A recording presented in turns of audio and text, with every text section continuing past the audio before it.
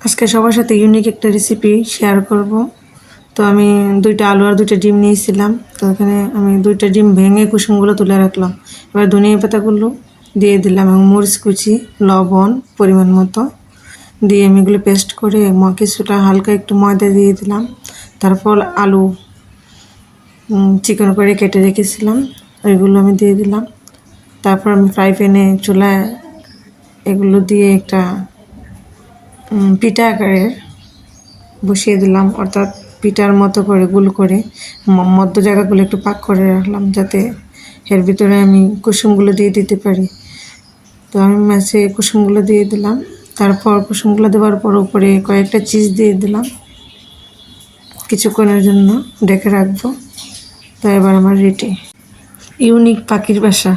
দেখতে অনেকটা পাখির বাসার মতোই লাগে, তো খেতে কিন্তু অসাধারণ লাগে। ট্রাই করবেন।